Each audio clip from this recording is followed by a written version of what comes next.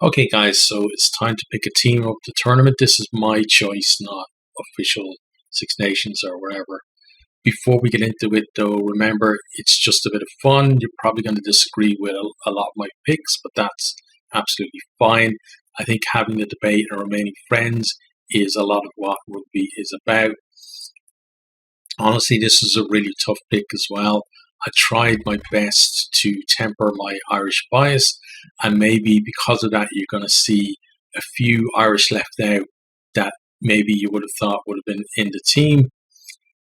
Don't forget to post your own teams down in the comments, and please, if you disagree with anyone's choices, just be respectful about it.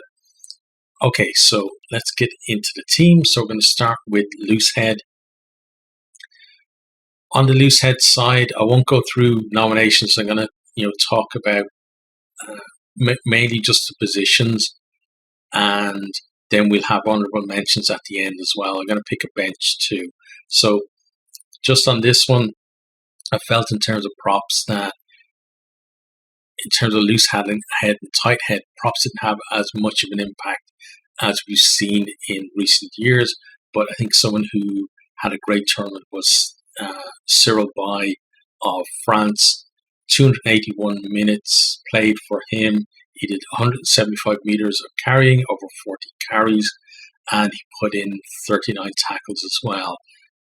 So he had a fairly good impact for France, and never really had a bad game for them either over the tournament. On to hooker then. Hooker is a position where my thoughts on who was the best kind of shifted throughout the tournament. Like there were really three players that I felt that had a big impact on the tournament, and it was very tough to select between those three in terms of not only who was starting but who got on the bench as well. But my starter I picked was Dan Sheehan of Ireland. 185 minutes for him, 144 meters, over 22 carries, 11 broken tackles, 2 tries, and 48 meters kicked as well, which is a bit crazy. But I just felt that they're, having gone off against Scotland, I thought maybe his turn was over now. But then to come back in against England and have the impact that he did have when Ireland really needed, people to step up, and he kind of sealed him in the team, in my mind at least. He's a fantastic hooker, and he's got, I think Kelleher is kind of similar, but I think Sheehan is just another level where he's got something that, other hookers don't have. And also like his general hooking game is still up to a very high quality as well. Next, then we have tight head props. So tight head was, I think, actually the hardest one to choose in terms of, like, we had obviously French tight heads just kept getting banned. Then I felt Sinclair didn't have his best tournament, but he's not alone in that England team.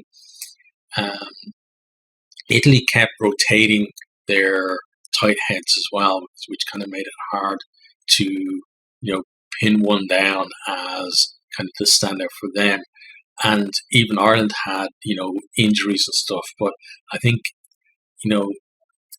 sometimes with a team determined, your thoughts kind of are swayed by what happened in the final rounds, and maybe, like you could say with Sheehan, that was a case there. But in this one, I've gone for Finlay Bealham, who I think had fantastic impact for Ireland, especially when everyone was worried about there's no Tadhg Furlong.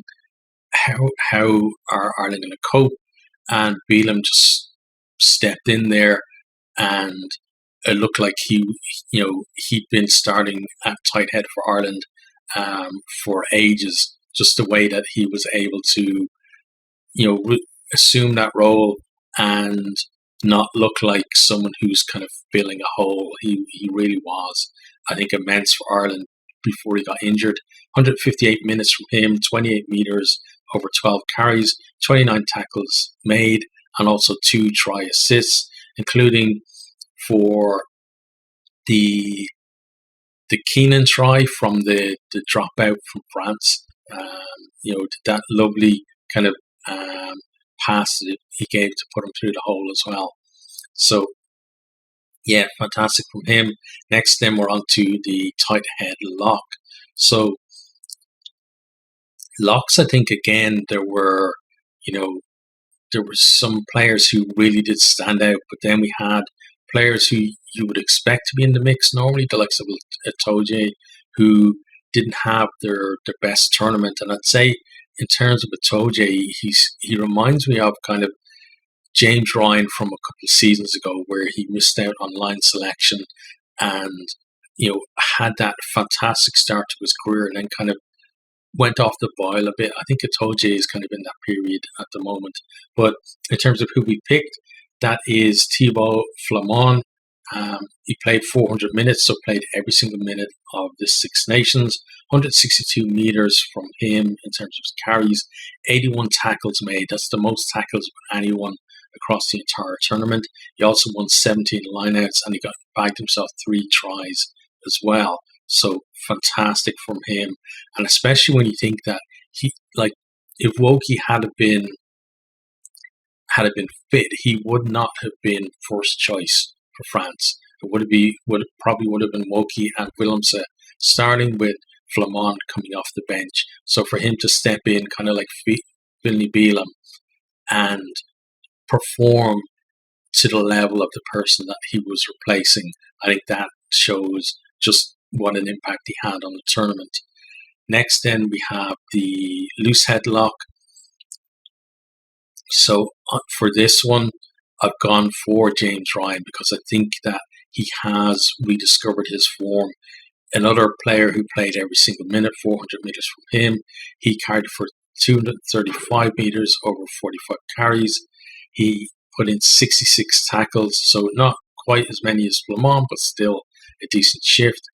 13 lineouts won, and 5 lineout steals is the most of anyone in the tournament, and 5 turnovers won there too, and bagged himself 2 tries as well. So, great performance from him. I think every single game, apart from like that period against England where a lot of Irish players are kind of a little bit below, well, not just a little bit, they're well below kind of the heights they hit the rest of the tournament. Still, he was fantastic. Okay, so into the back row, we're going to start with the Blindside.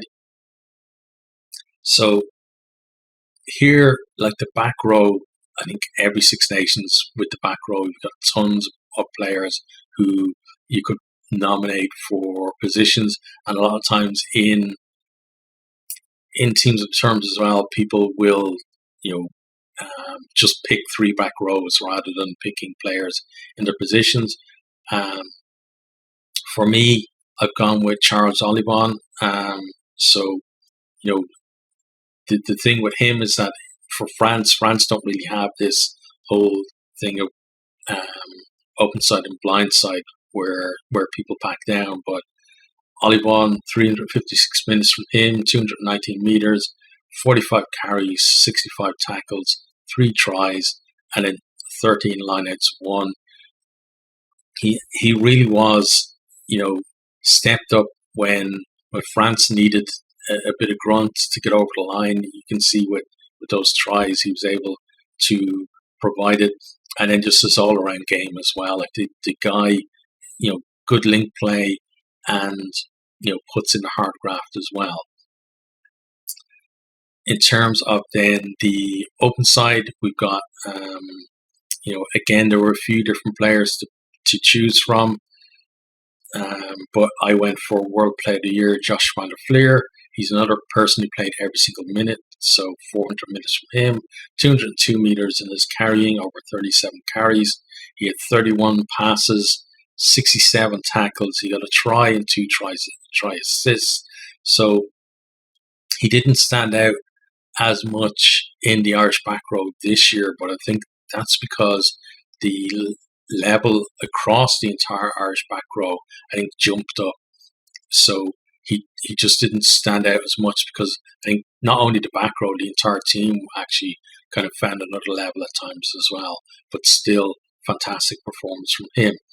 Okay, so Van der Fleer also knows now that if Openside doesn't work out for him, he has a future as a hooker in the game as well after that throwing performance against Scotland. Some man to step up there. Okay, so next then we have the last, but certainly not least, is number 8 in our pack. So again, plenty of people who could fill this one, but I've gone for someone who I think is probably going to be in the conversation for the official player of the tournament, and that is Caelan Doris of Ireland. He played 331 minutes, 275 metres made, 54 carries, 50 tackles, a try assist, and 5 turnovers won. I think he really has, like, since the, or including really the tour down in New Zealand, he stepped up his game. He's another player who's just gone to another level. His carrying has really improved, as has his all-round game as well. Into the backs then. At 9, I'm not going to go on a big ramble because you know who it's going to be. It's Anton Dupont. 384 minutes from him, 356 metres made, kicked for 1,588 metres.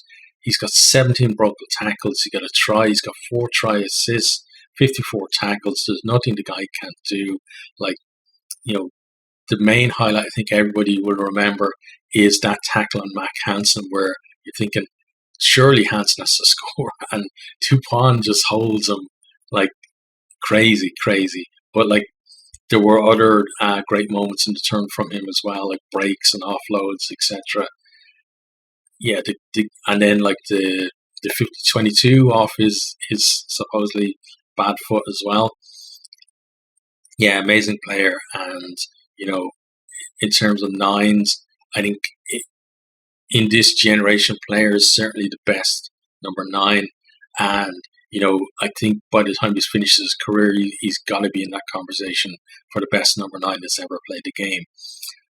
On to 10 then. So 10 was a difficult one to choose because I felt there were 3 10s who really did impact the tournament and, could have been in the team.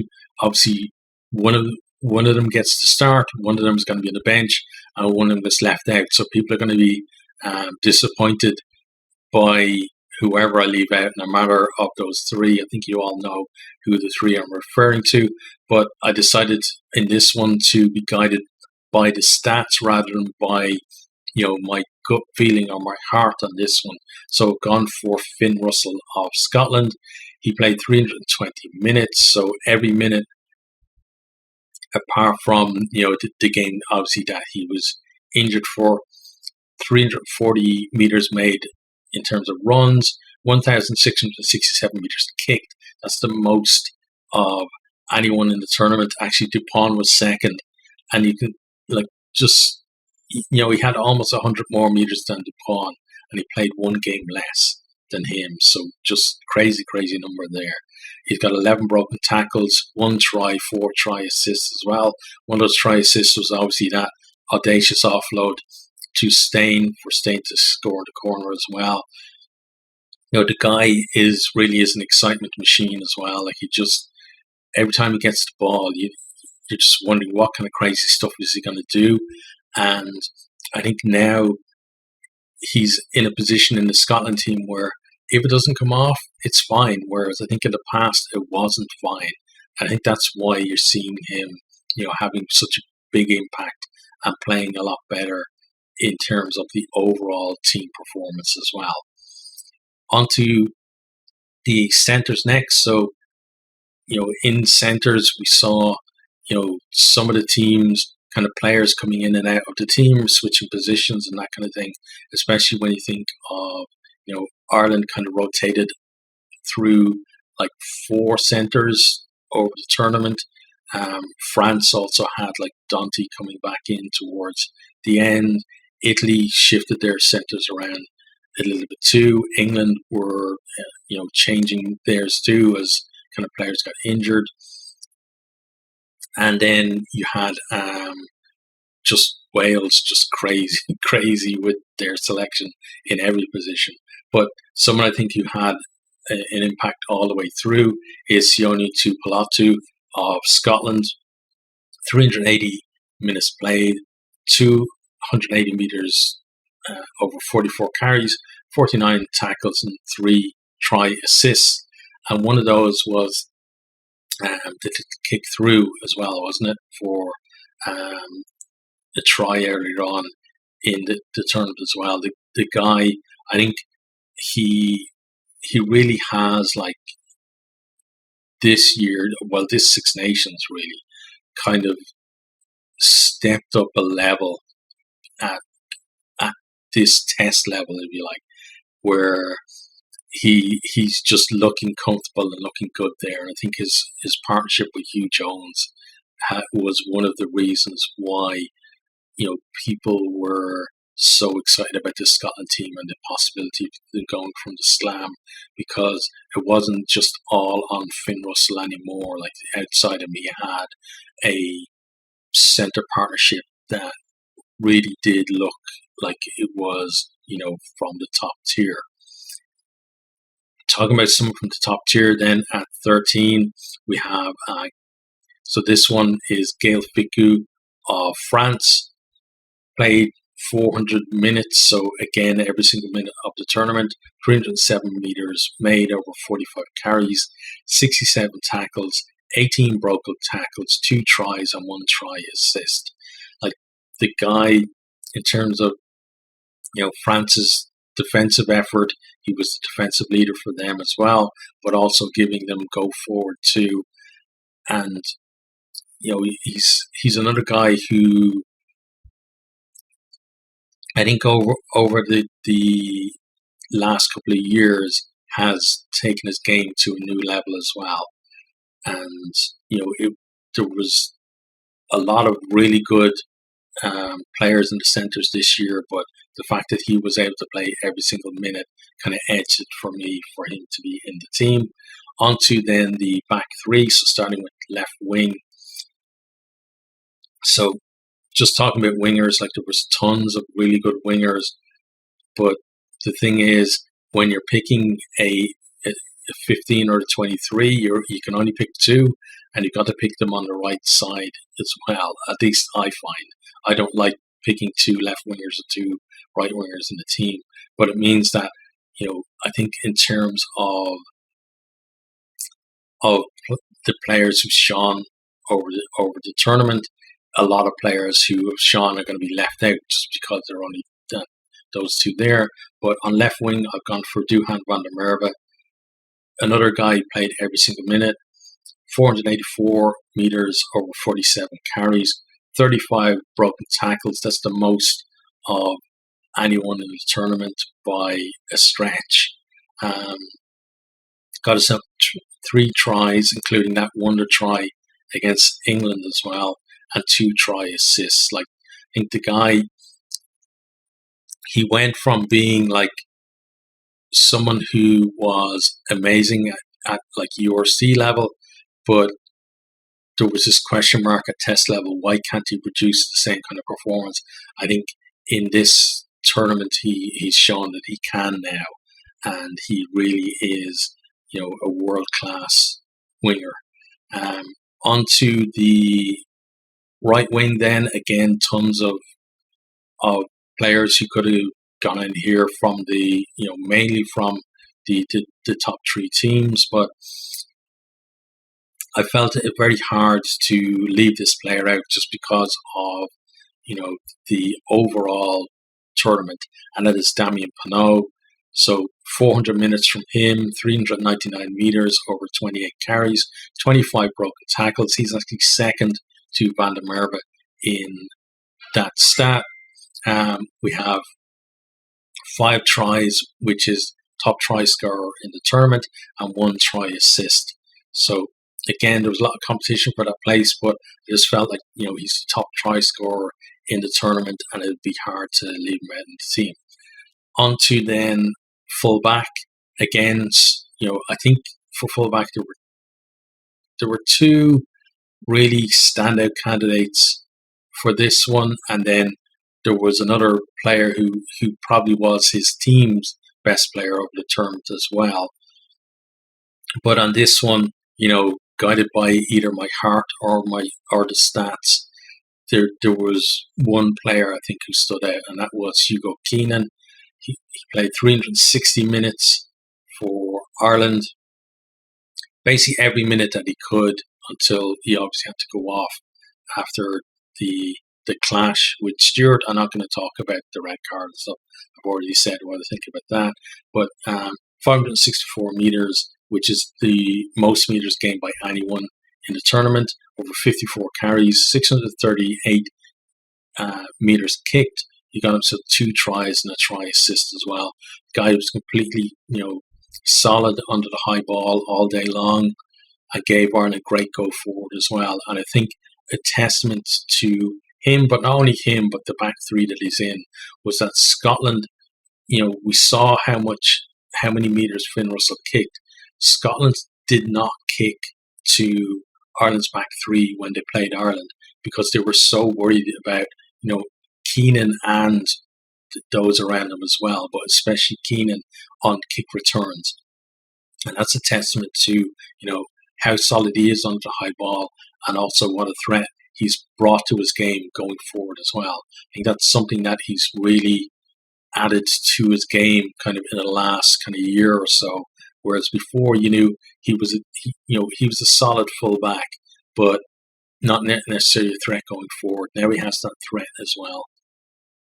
On to our bench then. So reserve hooker, again, there were some decent performances at hooker. 3 players really who stood out for me, and it was hard to choose between them, but I decided to go for the player that I thought earlier on in the tournament looked like the standout hooker, and that was George Turner. He really had a big impact for Scotland, especially in those first 3 rounds. He, lineup was going great for Scotland at that stage. I think they were pretty much tied with Italy as the best lineout in the tournament. He's 277 minutes played, 167 meters, 32 carries, 41 tackles, and he got himself a try as well. And I think just for his overall impact, he deserves to be in the squad for that. On to then reserve Loosehead. So this player, I kind of thought about, should he be in the starting team or not. It was very close between himself and Bai, but one thing kind of swayed it a little bit for me. So this is Andrew Porter of Ireland, 363 minutes played, 88 meters over 28 carries, 38 tackles, 1 try. But the thing that kind of I decided, okay, well, yeah, let's put him on the bench, was 13 penalties conceded. That's the most of anyone in the entire tournament. So I felt his overall performance, he couldn't be left out of the 23, but in terms of just deciding between him and Bai, that those penalties kind of shaded it in terms of who got to start. In terms of then the tight head side, I talked about, reserve tight head is next.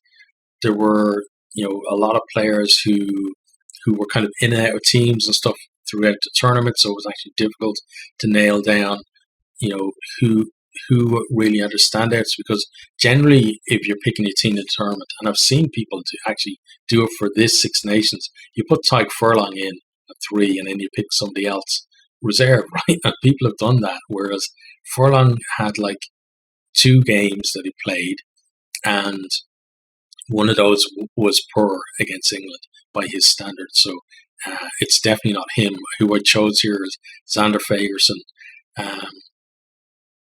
250 minutes played, 104 meters made over 25 carries and 41 tackles. So, really good impact from him, I think, over the entire tournament for Scotland.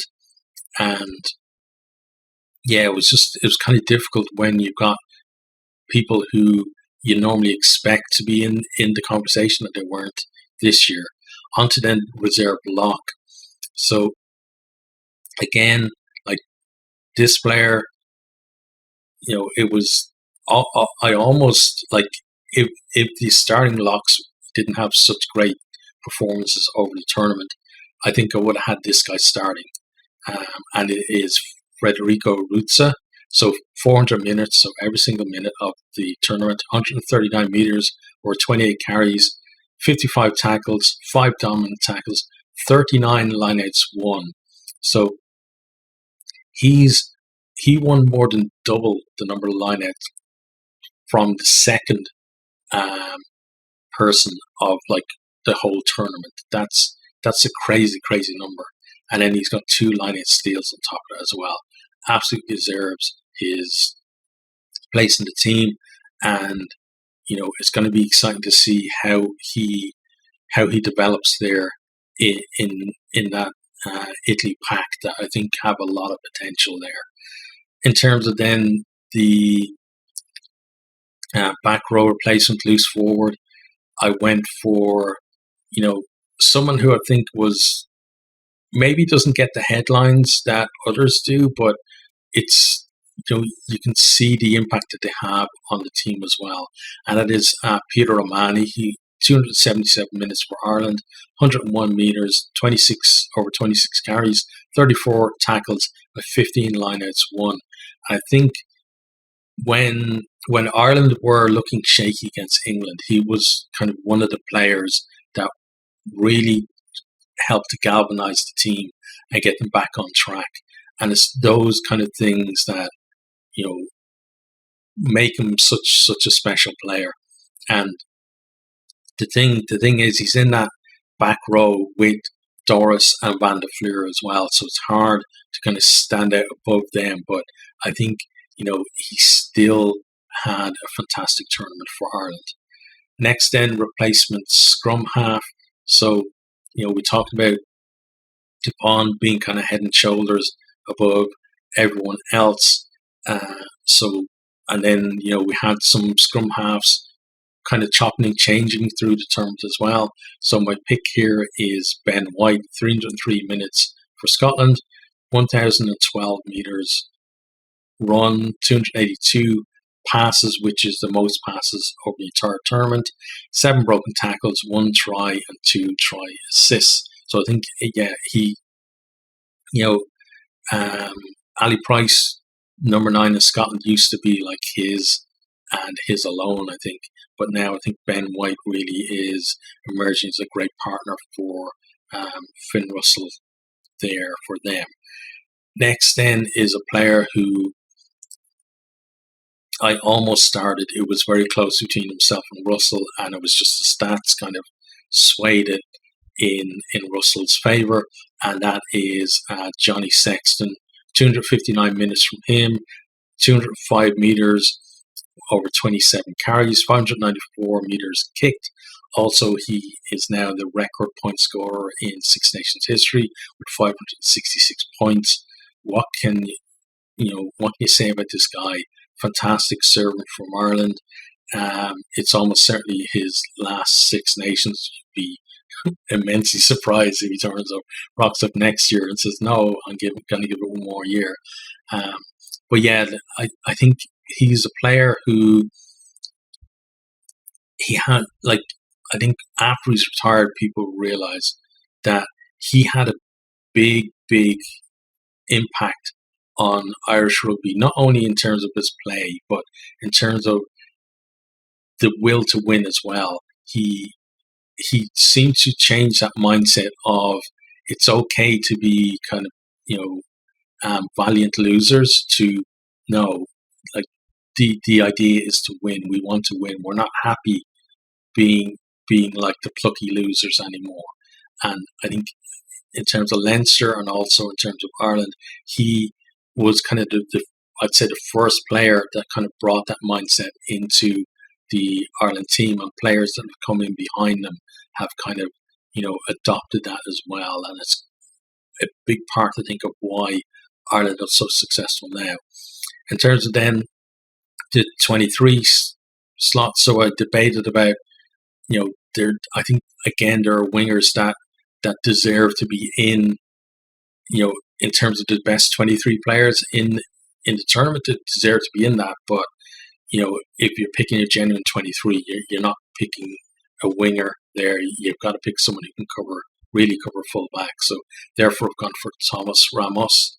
381 minutes for him for France, of 504 meters run, 1,354 meters kicked, 13 broken tackles, 4 tries, and 2 try assists. And then we've also got, the fact that he had kicking duties for France as well, and was pretty much a MacLeod from the tee. Guy had a fantastic tournament, and if Hugo Keenan hadn't been such a standout player, he probably would have been in the starting team as well. Okay, so that's the team. We'll do a recap in a minute or two. I'm just going to go through some honourable mentions. I'm kind of mindful this has gone on for a while, so I'm not going to say too much about each of the players, but just to say beforehand, I'm sure I'll forget someone, and if I did, just assume that it's a genuine oversight on my part and not some kind of slight against the player that I don't like them or whatever. So just in terms of, like, we've got Danilo Fischetti. I think he's got a big future for Italy. Piero Schumann, great chip for him for Scotland. Keane Healy, what a professional, going in there to play at hooker, or at least scrum at hooker for Ireland, and didn't bat an eyelid about it. Also, Dave Kilcoyne earlier on in the tournament when Healy wasn't available, I thought he sometimes he can be a bit forgotten man, really, but I think he really did well when everybody was thinking that,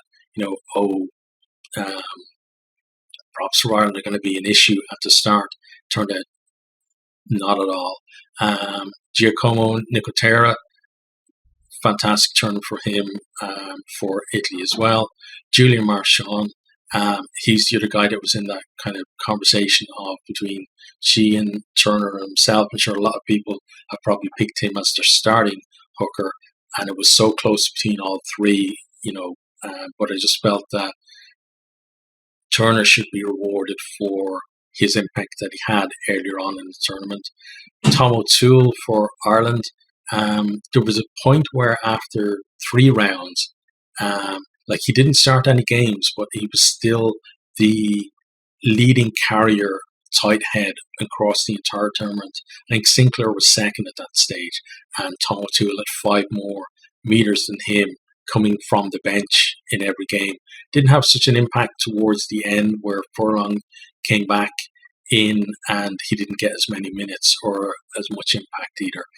Ollie Chesham, I thought, for England, showed he's going to be a player when he develops a bit further that is going to be fantastic for England as well. They kind of chopped and changed their second row a lot in terms of partners for Itoje before now. Hopefully they've got a settled one there when he comes back. Paul Willemse for France, fantastic player, and if Rutza hadn't been so good, in terms of lineouts and all-around game, he probably would have been in there as well. Tyke Byrne for Ireland was fantastic up until he got injured. Johnny Gray for Scotland as well. Matt Fagerson in that Scotland back row. Jack Willis, what an impact for him, coming in, making his debut this year for England. Michel Lamoureux, what a fantastic captain for Italy. That guy, I'd say people run through big brick walls for him. He leads by example as well, and he's a great orator too. Sebastian Negri, that back row that they have there, and Canone as well.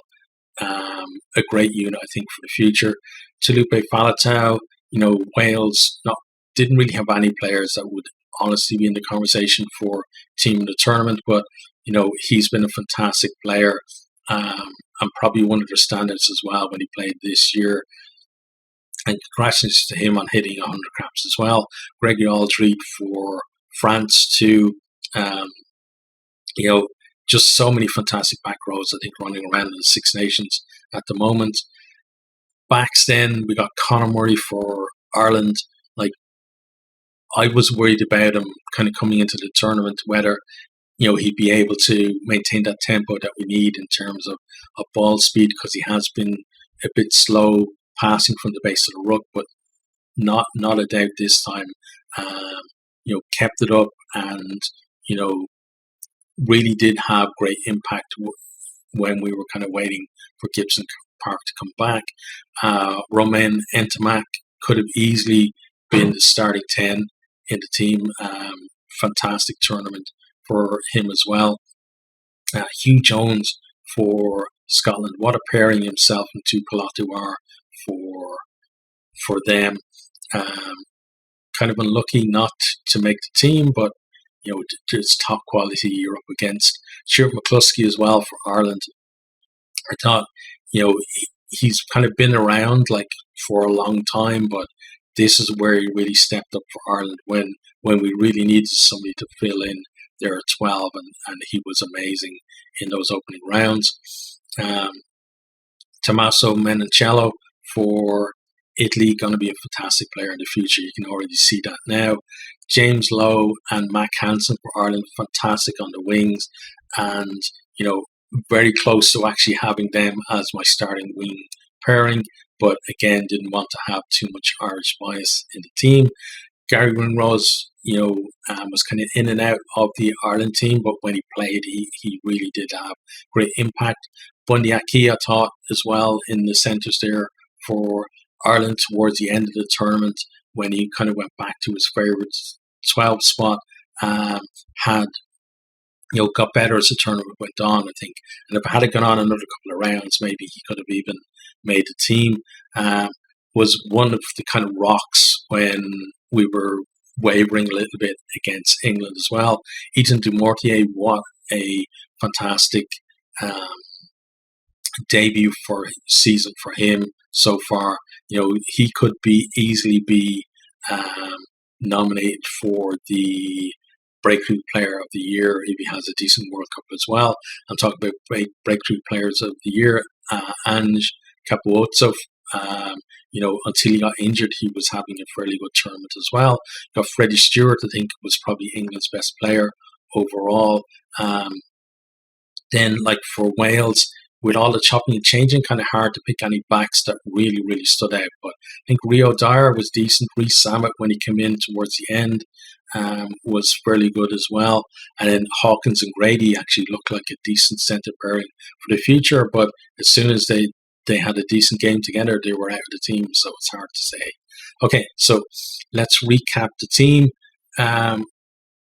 So 1 is Cyril Bay of France, 2 Dan Sheehan of Ireland, 3 Finlay Bealham, Ireland, 4 Thibaut Flamand of France, 5 James Ryan of Ireland, 6 Charles Olivon of France, 7 Caelan Doris of Ireland, 8 Josh van der Fleer of Ireland, 9 Anton Dupont of France, 10 Finn Russell of Scotland, 11 Duhan van der Merwe of Scotland, 12 Sione Tuipulotu of Scotland, 13 Gael Vicu of France, 14 Damien Penaud of France, 15 Hugo Keenan Ireland. Then the replacements: 16 George Turner Scotland, 17 Andrew Porter Ireland, 18 Xander Fagerson Scotland, 19 Federico Ruzza Italy, 20 Peter O'Malley Ireland, 21 Ben White Scotland, 22 Johnny Sexton Ireland, and 23 Thomas Ramos of France. Coach of the year has got to be Andy Farrell, and my player of the tournament is Hugo Keenan. Okay, so that's it for this one. We will have postmortems for each nation coming soon as well. We've got Women's Six Nations coming this weekend.